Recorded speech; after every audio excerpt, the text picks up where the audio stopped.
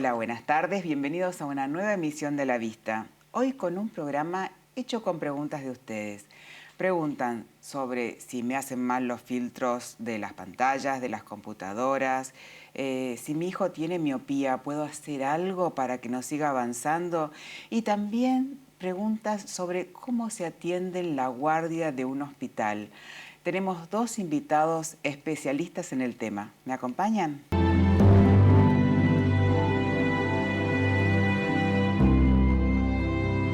Bienvenidos a este primer bloque y como les dije al principio, en la presentación del programa vamos a tocar un tema que a ustedes les interesa mucho.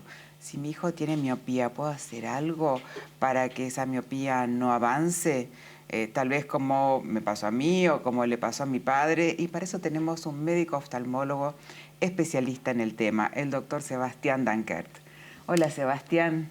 ¿Cómo estás, Amalia? Muy bien, muchas gracias por venir, Sebastián. Realmente es una pregunta que la gente hace muchísimo.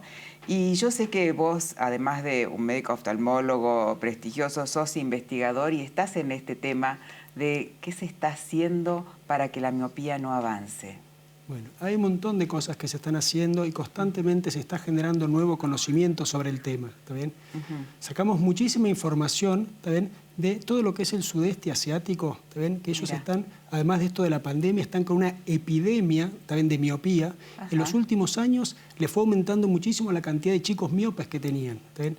Y esto tiene que ver con el estilo de vida que estamos haciendo. Estamos mucho tiempo encerrados, estamos muy poco tiempo al aire libre, muchas horas haciendo trabajo de enfoque, trabajo de lectura, y eso va generando cambios en el ojo que hacen que los chicos se vayan miopizando.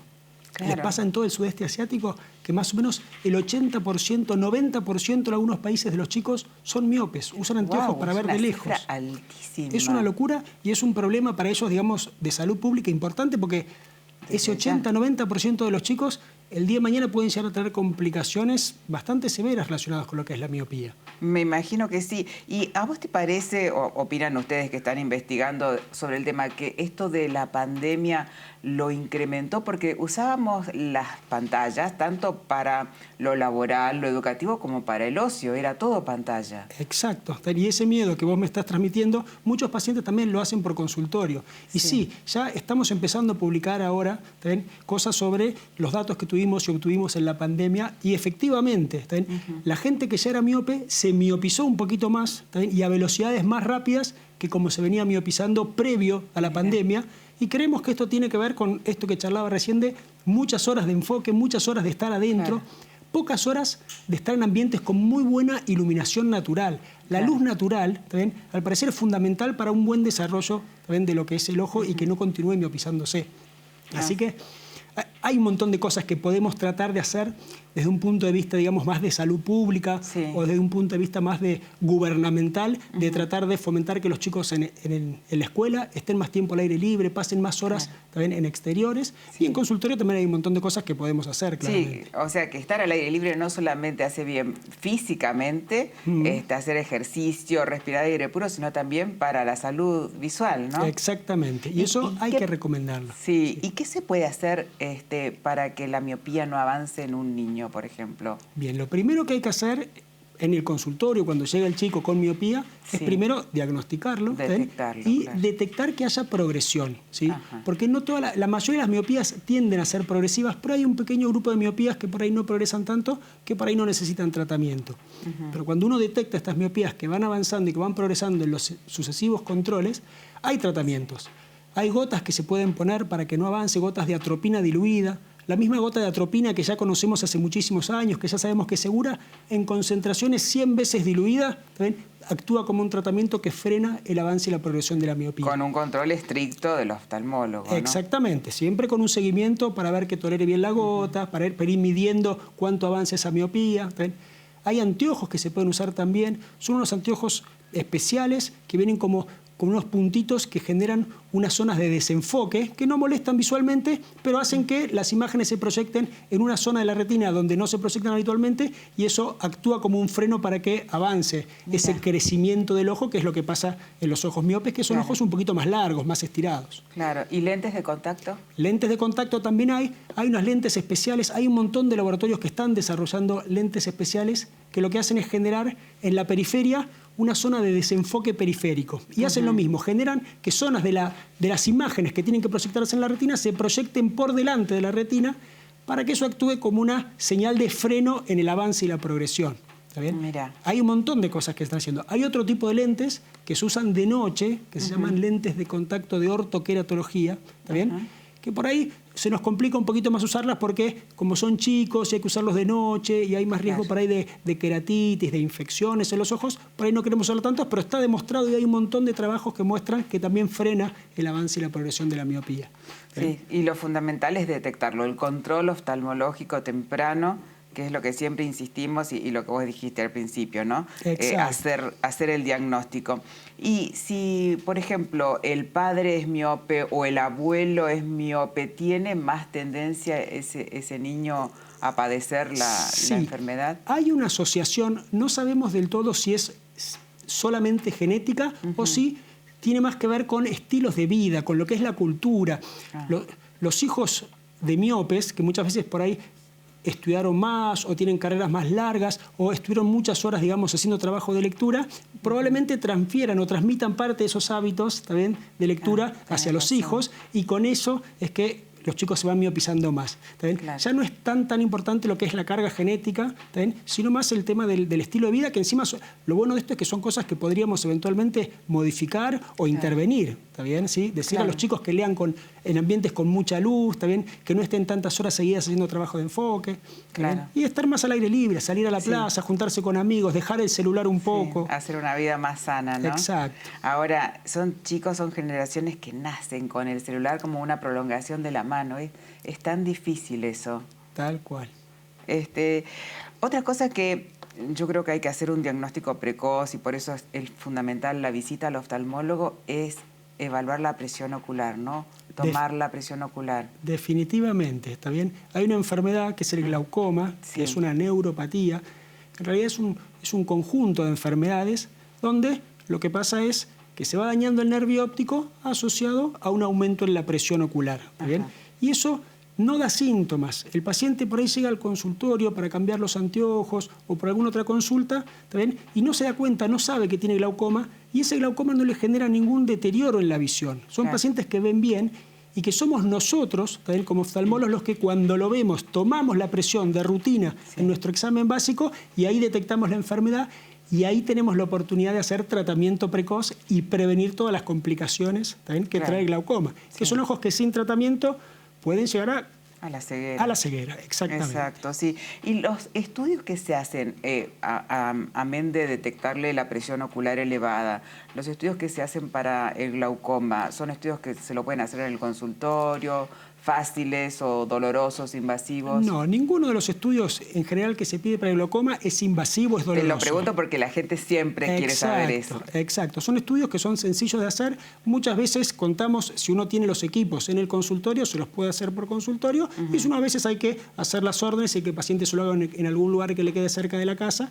Y hay dos estudios que uno siempre tiene que pedir en un paciente con glaucoma. Además de lo que es la medición de la presión y verle al paciente el nervio óptico en consultorio, que es lo que se hace por consulta. Sí, hacerle un fondo de ojo. Un fondo de ojo y tomarle la presión. Y después hay dos estudios que uno siempre tiene que pedir, que son un estudio de la estructura del nervio óptico, ¿sí? Ver directamente cómo está ese nervio, que es o con un OCT, una tomografía de coherencia óptica, ¿está bien? ¿Sí? De esa capa de fibras nerviosas, que es lo que se daña, ¿está bien? O con un HRT, es decir, un estudio que analice la estructura por un lado, y por otro lado, un estudio de la funcionalidad de ese nervio óptico, cómo está funcionando ese nervio óptico y todo ese sistema visual, ¿bien? Que es el campo visual computarizado, o perimetría también se conoce, ¿bien? Que es el estudio ese que los pacientes que tienen glaucoma ya conocen, que es el de los puntitos y blanquitos sobre fondo blanco que tienen que apretar como un cursor cuando aparece el puntito. Exactamente. Son dos estudios que hay que hacerlos una vez por año mínimo, ¿bien? Y a veces hasta un poquito más. Claro.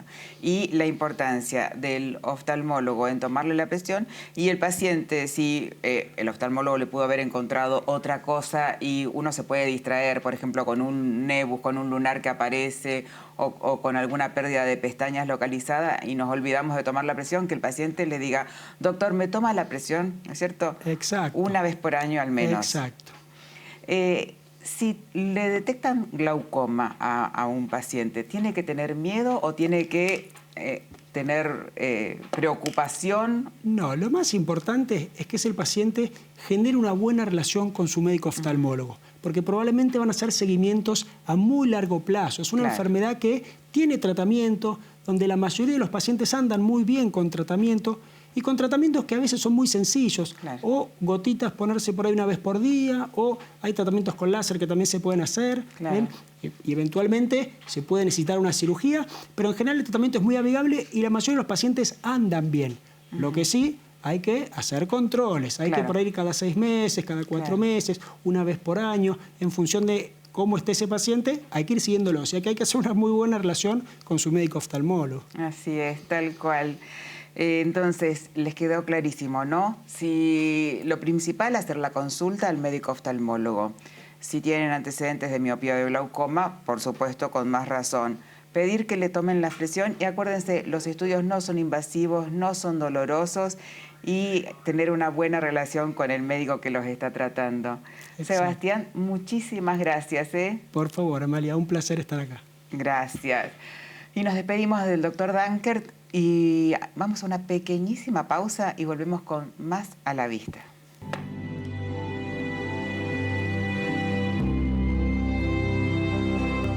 Bienvenidos al segundo bloque de A la Vista y como lo anunciamos en la presentación, en este bloque tenemos a la doctora Marta Starzenbaum-Buches. Gracias, Martita, por venir. No, de nada, Amalia, gracias por tu invitación. Ya es la segunda vez que vengo, sí, así que y yo feliz de tenerte porque la doctora Starzenbaum es médica oftalmóloga, es jefa del equipo de Banco de Ojos del Hospital Santa Lucía, de nuestro hospital, es presidenta de la filial de médicos municipales del Hospital Santa Lucía y también es jefa de guardia del Hospital Santa Lucía, que la verdad yo creo que no paras nunca porque no paras de trabajar.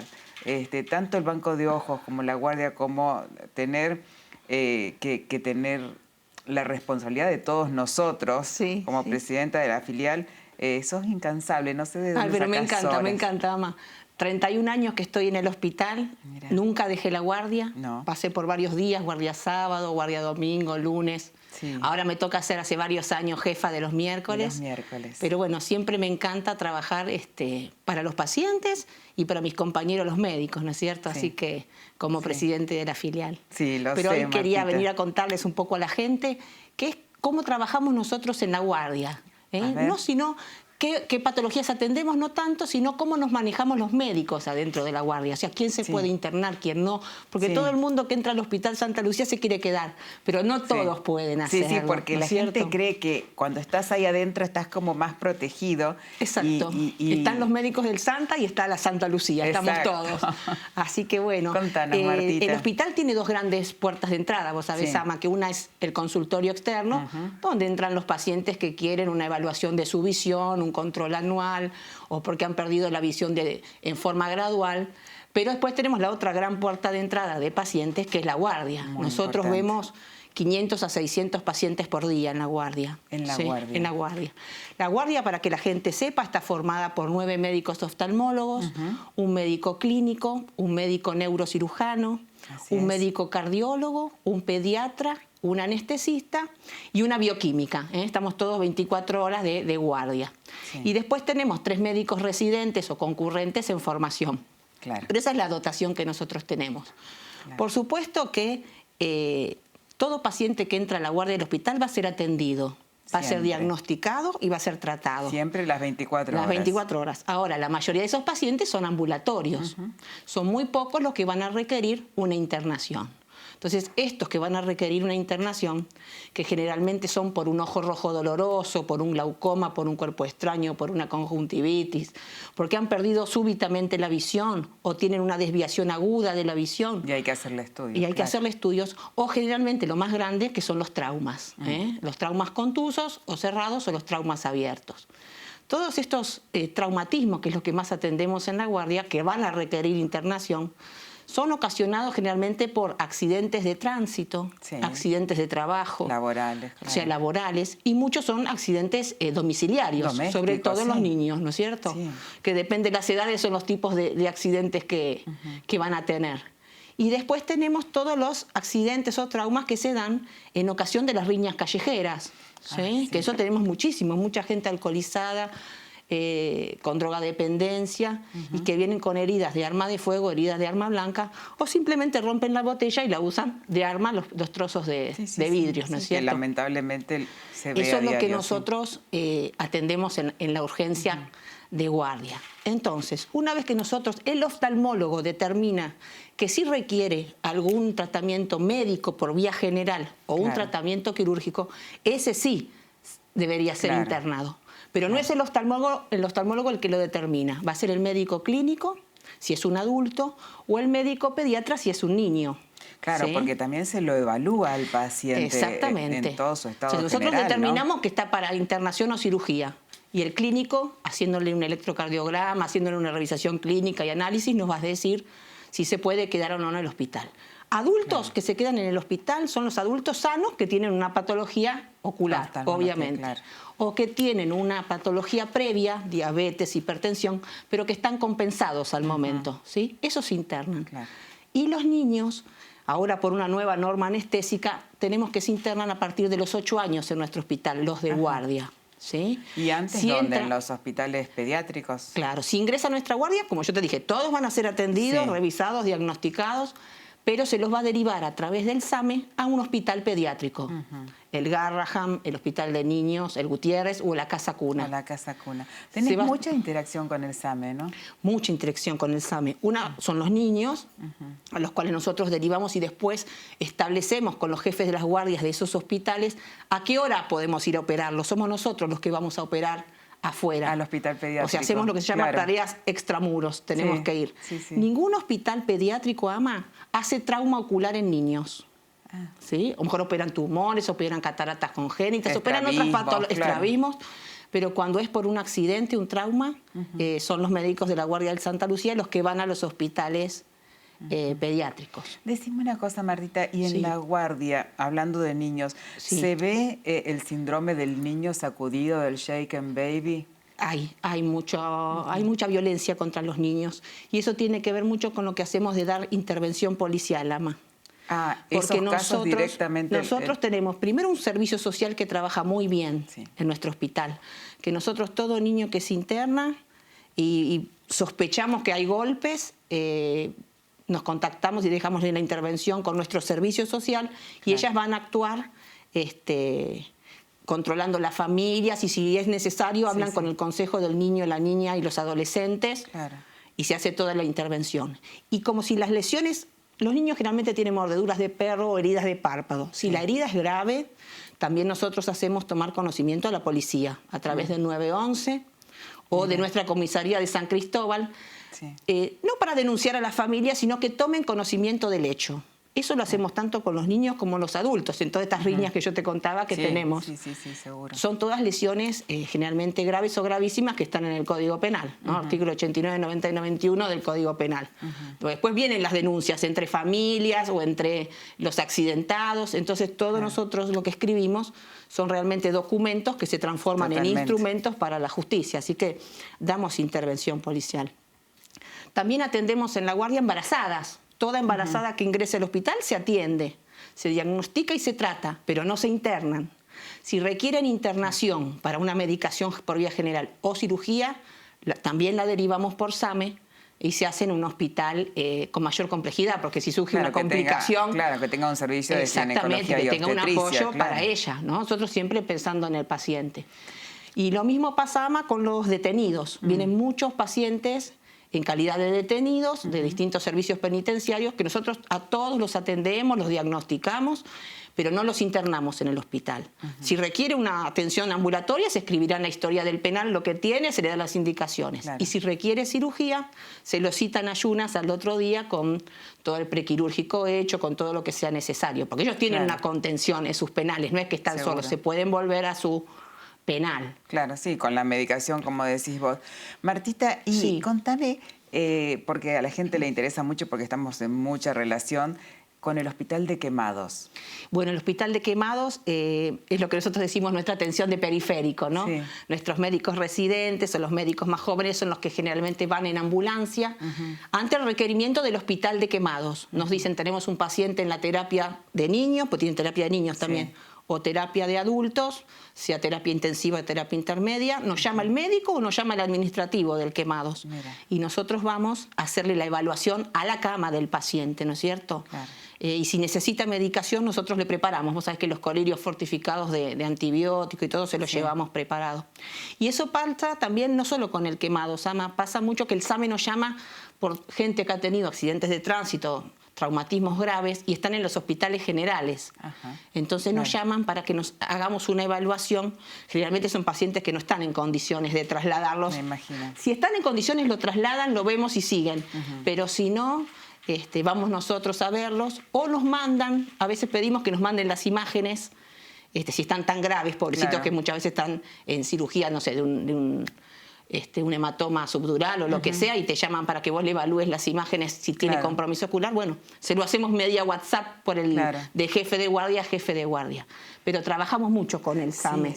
Es increíble la cantidad de trabajo que se desarrolla dentro de las paredes del hospital y extramuros, como vos decís. Una guardia de un hospital del gobierno de la ciudad no para, pero nuestro hospital... No para, de verdad que no para. Nunca decimos que no. Y hay guardias que, qué sé yo, la guardia del lunes generalmente le llegan, vos ves por Avenida San Juan, todas las ambulancias de las distintas provincias que le van trayendo pacientes. Y vemos pacientes de todos lados, porque el trauma ocular realmente no lo hacen muchos, y peor si es en niños, además no lo hacen. Es cierto. Todo viene acá. Es cierto. Martita, ¿y te ha tocado estar un día de guardia, que sea un día de fiesta, Navidad, fin de año? Sí, varias veces. La última me tocó estando en la guardia del lunes. Sí. Y bueno, uno está preparado porque tiene que hacer mucha estadística para esos días, pero bueno, llega un momento en que tratamos de estar todos juntos, hacer un brindis, familiar. Exactamente, en un clima familiar. Nada se toma, pero todos los laboratorios y a veces la Asociación de los Médicos Municipales nos brinda una linda cena para ese día. Pero estamos todos juntos, y si alguno tiene algún familiar que está solo, lo traemos a la guardia y nos acompaña. Siempre. Es una gran familia todos. Y en cuanto a los traumatismos, ¿aumentan en esas fechas más? Y ahí tenemos mucha patología ambulatoria, porque en el verano aumentan las conjuntivitis, como se llama, sobre todo por las piletas y todo eso. Y tenemos todo lo que es el trauma de la pirotecnia, ¿no? Que gracias a Dios estos años fue como bajando un poco. Sí, yo no sé si por la pandemia o por la concientización de la gente, ¿no? Porque uno tanto trabaja con eso, en fomentar que se puede festejar de otra forma, tranquilamente. Totalmente. Y si lo van a usar, que sean de buenas fabricaciones y que sean manejadas por adultos, ¿no es cierto? Porque muchas veces son los niños los que vienen con heridas muy graves por la pirotecnia. Y después lo que les pedimos siempre a los médicos generales, porque a veces son accidentes que la persona está con riesgo de vida y le ven el ojo traumatizado y se asustan, lo traen primero por el ojo que por la vida y van a otro hospital. Que les pedimos que lo lleven primero ahí, ¿no es cierto? Que sean atendidos totalmente, y ante la pérdida de conocimiento nosotros les exigimos que estén 24 horas en un hospital de mayor complejidad. Por más que tenga el ojo lastimado, no van a quedarse en el Santa si no pasaron 24 horas de observación. Eso está muy bien. Le aclaramos a la gente que nuestro hospital es oftalmológico, porque tenemos un servicio de neurocirugía excelente, pero no tenemos muchas veces la complejidad que necesita un politraumatizado. Claro, no hay terapia intensiva. Si nuestro neurocirujano lo va a evaluar al paciente, pero lo vamos a tener que mandar a observación, siempre pensando en el paciente, ¿no es cierto? Siempre, absolutamente. Como dijiste al principio, Martita, trabajas en función del paciente y en función también de todos tus polluelos que están... Abajo del ala. Sí. Yo soy de Boca, pero soy mamá gallina. Así que después tenemos el gran apoyo de la enfermería. Sí. Nuestras enfermeras de la guardia y de la internación, Anita, Sandro, todos los chicos, la verdad que uno los quisiera nombrar a todos, Beatriz, son amorosos, sí. Betty, Fabián, Vivi de la guardia, todos atienden con mucho cariño y con mucha empatía al paciente, porque cierto. Perder un ojo no es muy fácil, no. Es una situación que, además del trauma que tuvieron, el accidente, el dolor, uno queda discapacitado y es muy fuerte. La gente joven que queda discapacitada por haber estado en una riña callejera, es difícil y ellas la contienen y muy bien. Los pacientes están muy cuidados en el Santa por la enfermería. Y si les pasa algo, necesitan algo más, siempre nos llaman. Sí, son las primeras en estar en contacto con ellos y llamarnos. Así que es un lindo equipo, la verdad, la guardia. A mí me gusta mucho la guardia. Es muy lindo. Y te felicito por la tarea que realizas y te agradezco por haber nombrado a todos los chicos de enfermería que, a mí se me pasaba. Martita, una vez más, gracias por haber venido. No, por favor, Ama, cuando vos quieras. Gracias, Martita. De nada. Con nosotros la doctora Marta Starsen-Bambuchés, jefa de guardia del Hospital Santa Lucía y jefa del Banco de Ojos, y la verdad, una maravilla haberla tenido aquí y que nos explique cómo se maneja un día de guardia en nuestro hospital. A ustedes, gracias por habernos acompañado, pero se nos acabó el tiempo y nos tenemos que ir hasta la próxima semana aquí en A la Vista, los martes a las 17:30. Muy buena semana.